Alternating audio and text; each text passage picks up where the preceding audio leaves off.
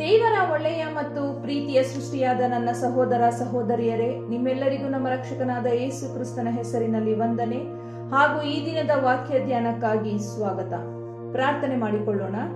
ಪರಿಶುದ್ಧನಾದ ಪರಲೋಕದ ತಂದೆಯೇ, ನಮ್ಮ ರಕ್ಷಕನಾದ ಯೇಸು ಕ್ರಿಸ್ತನ ತಂದೆಯು ದೇವರು ಆಗಿರುವ ನಿಮ್ಮ ಪರಿಶುದ್ಧ ನಾಮಕ್ಕೆ ಸ್ತೋತ್ರವಾಗಲಿ.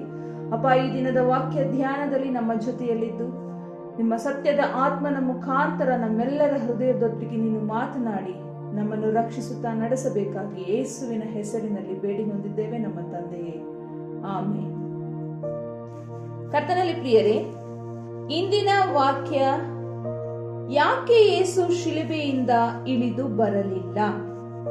ಕರ್ತನಲ್ಲಿ ಪ್ರಿಯರೇ, ನಮ್ಮೆಲ್ಲರಿಗೂ ಗೊತ್ತು, ತಂದೆ ದೇವರ ಒಬ್ಬನೇ ಮಗನನ್ನು ದೇವರು ಈ ಭೂಮಿಗೆ ಜನರ ಪಾಪ ನಿವಾರಣೆಗಾಗಿ, ಕ್ಷಮಾಪಣೆಗಾಗಿ, ಎಲ್ಲಾ ಮನುಷ್ಯರು ನಿತ್ಯ ಜೀವವನ್ನು ಪಡೆಯಲು ಕೊಟ್ಟರು ಅಂತ.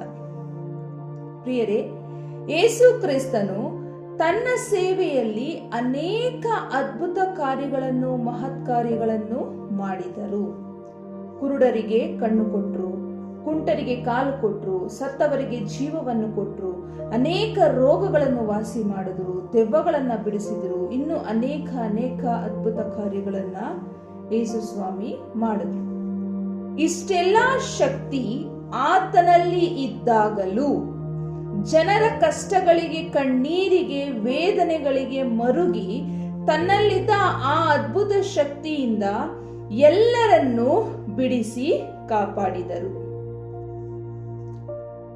ಹೀಗಿರುವಾಗ, ಇಷ್ಟೆಲ್ಲ ಶಕ್ತಿ ಆತನಲ್ಲಿ ಇದ್ದಾಗ್ಯೂ ಆತನು ತಾನೇ ಘೋರವಾದ ಕಷ್ಟ ಸಂಕಟಗಳಲ್ಲಿ ಬಿದ್ದಾಗ ಯಾಕೆ ಯೇಸು ತನ್ನ ಶಕ್ತಿಗಳನ್ನು ಉಪಯೋಗಿಸಲಿಲ್ಲ? ಯಾಕೆ ಆತನು ಶಿಲುಬೆಯಿಂದ ಇಳಿದು ಬರಲಿಲ್ಲ? ಆತನು ಮನಸ್ಸು ಮಾಡಿದ್ದರೆ ಶಿಲುಬೆಯಿಂದ ಇಳಿದು ಬರಬಹುದಿತ್ತು. ಆ ಕ್ಷಣದಲ್ಲೇ, ಆ ಸ್ಥಳದಲ್ಲೇ, ಅಲ್ಲಿ ನೆರೆದಿದ್ದ ಜನರ ಮುಂದೆ ತಾನು ನಿಜವಾಗಿಯೂ ತಂದೆ ದೇವರ ಏಕ ಕುಮಾರನು ಎನ್ನುವಂಥದ್ದನ್ನ ತೋರ್ಪಡಿಸಬಹುದಿತ್ತು. ಆದರೆ ಯೇಸು ಆ ರೀತಿಯಾಗಿ ಮಾಡಲಿಲ್ಲ. ಅದರ ಬದಲಾಗಿ ಆತನು ಮೌನವಾಗಿದ್ದು ಎಲ್ಲವನ್ನು ಸಹಿಸಿಕೊಂಡರು. ಹಾಗಾದ್ರೆ ಯಾಕೆ ಆತನು ಶಿಲುಬೆಯಿಂದ ಇಳಿದು ಬರಲಿಲ್ಲ? ಯಾಕೆ ಅಂದ್ರೆ, ಯೇಸು ಸ್ವಾಮಿ ಎಲ್ಲಾ ಜನರ ರಕ್ಷಣೆಗೋಸ್ಕರ ಶಿಲುಬೆ ಮೇಲೆ ಪ್ರಾಣ ಬಿಡುವುದು ತಂದೆ ದೇವರ ಚಿತ್ತವಾಗಿತ್ತು.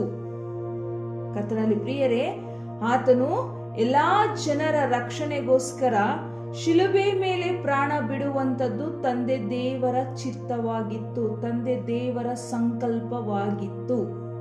ಬನ್ನಿ ಅದನ್ನು ವಾಕ್ಯಗಳ ಮುಖಾಂತರ ತಿಳಿದುಕೊಳ್ಳೋಣ. ಯೆಶಾಯನ ಪ್ರವಾದನೆಯ ಗ್ರಂಥ 53ನೇ ಅಧ್ಯಾಯ 5 ಮತ್ತು 6ರಿಂದ 8ನೇ ವಚನಗಳಲ್ಲಿ ಈ ರೀತಿಯಾಗಿ ನಾವು ನೋಡ್ತೀವಿ. ನಾವೆಲ್ಲರೂ ಕುರಿಗಳಂತೆ ದಾರಿ ತಪ್ಪಿ ತೊಳಲುತ್ತಿದ್ದೆವು, ಪ್ರತಿಯೊಬ್ಬನು ತನ್ನ ದಾರಿಯನ್ನು ಹಿಡಿಯುತ್ತಿದ್ದನು. ನಮ್ಮೆಲ್ಲರ ದೋಷ ಫಲವನ್ನು ಯೆಹೋವನು ಅವನ ಮೇಲೆ ಹಾಕಿದನು. ಅವನು ಬಾಧೆಗೆ ಒಳಗಾಗಿ ತನ್ನನ್ನು ತಗ್ಗಿಸಿಕೊಂಡನು, ಬಾಯಿ ತೆರೆಯಲಿಲ್ಲ. ವಧ್ಯಸ್ಥಾನಕ್ಕೆ ಒಯ್ಯಲ್ಪಡುವ ಕುರಿಯಂತೆಯೂ, ಉಂಡೆ ಕತ್ತರಿಸುವವರ ಮುಂದೆ ಮೌನವಾಗಿರುವ ಕುರಿಯ ಹಾಗೂ ಇದ್ದನು, ಬಾಯಿ ತೆರೆಯಲೇ ಇಲ್ಲ. ಹಿಂಸೆಯ ನ್ಯಾಯದಿಂದ ಸತ್ತನು. ಅಂದ್ರೆ ಯಾರ ತಡೆಯೂ ಇಲ್ಲದೆ ಅನ್ಯಾಯವಾಗಿ ಕೊಲ್ಲಲ್ಪಟ್ಟನು. ಯಾಕೆಂದರೆ ಆತನಲ್ಲಿ ಯಾವ ಪಾಪವೂ ಇರಲಿಲ್ಲ. ಜನರೆಲ್ಲರ ಪಾಪವನ್ನು ತಂದೆ ದೇವರು ಆತನ ಮೇಲೆ ಹೊರಸಿದ್ದರು. ಆ ಕಾರಣಕ್ಕಾಗಿ ತಂದೆಯ ಚಿತ್ತಕ್ಕೆ ಆತನು ತಲೆಬಾಗಿದ್ದರು. ತನ್ನ ತಂದೆಯಾದ ದೇವರ ಚಿತ್ತಕ್ಕೆ ಅಷ್ಟು ವಿಧೇಯರಾಗಿದ್ದರು.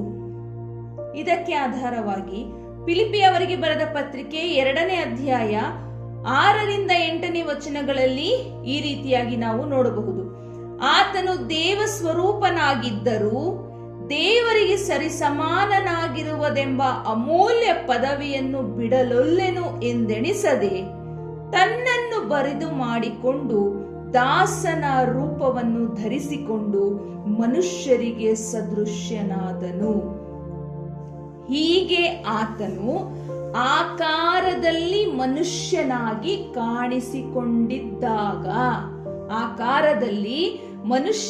ಕಾಣಿಸಿಕೊಂಡಿದ್ದಾಗ ತನ್ನನ್ನು ತಗ್ಗಿಸಿಕೊಂಡು ಮರಣವನ್ನು, ಅಂದರೆ ಶಿಲುಬೆಯ ಮರಣವನ್ನಾದರೂ ಹೊಂದುವಷ್ಟು ವಿಧೇಯನಾದನು. ಕರ್ತನಲ್ಲಿ ಪ್ರಿಯರೇ, ಆತನು ಶಿಲುಬೆ ಮೇಲೆ ಮರಣ ಹೊಂದುವಂತದ್ದು ತಂದೆ ದೇವರ ಸಂಕಲ್ಪವಾಗಿತ್ತು. ತಾನು ಎಲ್ಲಾ ಮನುಷ್ಯರಿಗಾಗಿ, ಅವರ ಬಿಡುಗಡೆಗಾಗಿ, ಪಾಪ ಕ್ಷಮಾಪಣೆಗಾಗಿ ಪ್ರಾಣ ತ್ಯಾಗ ಮಾಡಬೇಕು ಎನ್ನುವಂತಹ ವಿಷಯ ಯೇಸುವಿಗೆ ಮೊದಲೇ ಗೊತ್ತಿತ್ತು. ಇದಕ್ಕೆ ಸಾಕ್ಷಿಯಾಗಿ ಯೇಸು ಮತ್ತಾಯನು ಬರೆದ ಸುವಾರ್ತೆ, ಮಾರ್ಕನು ಬರೆದ ಸುವಾರ್ತೆ, ಲೂಕನು ಬರೆದ ಸುವಾರ್ತೆಗಳಲ್ಲಿ ತನ್ನ ಮರಣವನ್ನು ಸೂಚಿಸಿ 3 ಸಾರಿ ತನ್ನ ಶಿಷ್ಯರಿಗೆ ಮೊದಲೇ ತಿಳಿಸಿದ್ದರು. ಯೋಹಾನನು ಬರೆದ ಸುವಾರ್ತೆ 1ನೇ ಅಧ್ಯಾಯ 29ನೇ ವಚನದಲ್ಲಿ, ಅಗೋ, ಯಜ್ಞಕ್ಕೆ ದೇವರು ನೇಮಿಸಿದ ಕುರಿ, ಲೋಕದ ಪಾಪವನ್ನು ನಿವಾರಣೆ ಮಾಡುವವನು ಎಂದು ಯೇಸುವಿನ ವಿಷಯದಲ್ಲಿ ಸ್ನಾನಿಕನಾದ ಯೋಹಾನನು ನುಡಿದಿದ್ದನು.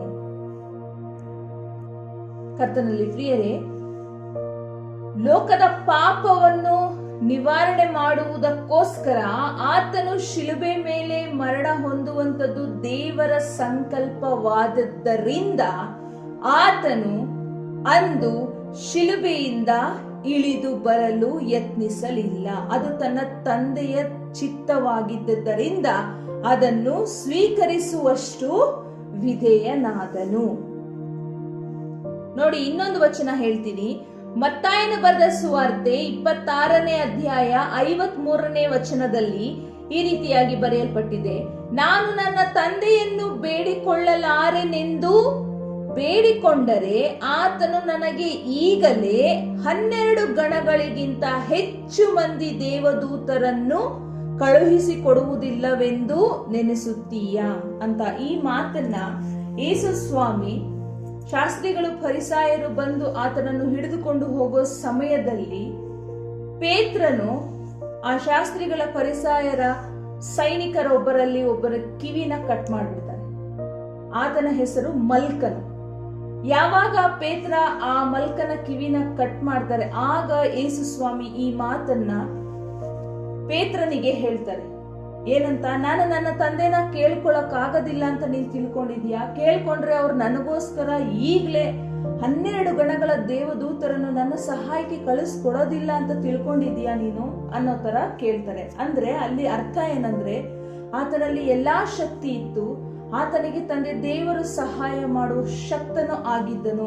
ಆದರೆ ಆ ಶಿಲುಬೆಯ ಮರಣ ಅನಿವಾರ್ಯವಾಗಿತ್ತು. ಶಿಲುಬೆಯ ಮರಣವನ್ನು, ಅಂದ್ರೆ ಆತನು ತನ್ನ ರಕ್ತವನ್ನು ಸುರಿಸಿ ಶಿಲುಬೆ ಮೇಲೆ ಮರಣವನ್ನು ಹೊಂದಿದ್ದರಿಂದಲೇ ನಮ್ಮೆಲ್ಲರನ್ನು ನಮ್ಮ ಪಾಪಗಳಿಂದ ಬಿಡಿಸಿ ರಕ್ಷಿಸಲು ಶಕ್ತನಾದನು. ಕರ್ತನಲ್ಲಿ ಪ್ರಿಯರೇ, ಈಗ ನಿಮಗ ಅರ್ಥ ಆಯ್ತಾ? ಯೇಸು ಸ್ವಾಮಿ ಶಿಲುಬೆಯಿಂದ ಇಳಿದು ಬರಲು ಸಾಧ್ಯವಾಗಲಿಲ್ಲ ಅಂತ ಅಲ್ಲ, ಶಿಲುಬೆಯ ಮರಣ ಹೊಂದುವುದು ತಂದೆ ದೇವರ ಚಿತ್ತವಾದದ್ದರಿಂದ ಆತನು ಅದನ್ನು ಪೂರ್ಣಗೊಳಿಸಿದನು ಮತ್ತು ತಂದೆ ದೇವರು ಯೇಸುವನ್ನು 3ನೇ ದಿನದಲ್ಲಿ ಪುನರುತ್ಥಾನವಾಗಿ ಎಬ್ಬಿಸಿದರು. ಕರ್ತನಲ್ಲಿ ಪ್ರಿಯರೇ, ತಂದೆ ದೇವರು ನಿಮ್ಮೆಲ್ಲರನ್ನು ಹೆಚ್ಚಾಗಿ ಆಶೀರ್ವದಿಸಲಿ. ಯಾವಾಗಲೂ ಬೈಬಲನ್ನ ಓದ್ರಿ. ಯಾರೇನೇ ವಾಕ್ಯ ಸಾರಿದರೂ ಸಹ ನೀವು ನಿಮ್ಮ ಕೈಗಳಲ್ಲಿರುವಂತಹ ಬೈಬಲ್ ಅನ್ನು ತೆಗೆದು ಓದಿ ಅದನ್ನ ಅರ್ಥ ಮಾಡಿಕೊಂಡು ತಂದೆ ದೇವರ ಚಿತ್ತದಂತೆ ನಡೆಯುವವರಾಗಿರಿ. ಆತನಿಗೆ ವಿಧೇಯರಾಗಿ ನಡೆಯಿರಿ. ಇದು ತಂದೆ ದೇವರ ಚಿತ್ತ. ತಂದೆ ದೇವರು ನಿಮ್ಮೆಲ್ಲರನ್ನು ಹೆಚ್ಚಾಗಿ ಆಶೀರ್ವದಿಸಿ ಕಾಯ್ದು ಕಾಪಾಡಲಿ. ಮುಂದಿನ ದಿನಗಳಲ್ಲಿ ಇನ್ನಷ್ಟು ವಿಚಾರಗಳನ್ನು ದೇವರ ಕೃಪೆಯಿಂದ ತಿಳಿಯುತ್ತಾ ಹೋಗೋಣ. ಆಮೇಲೆ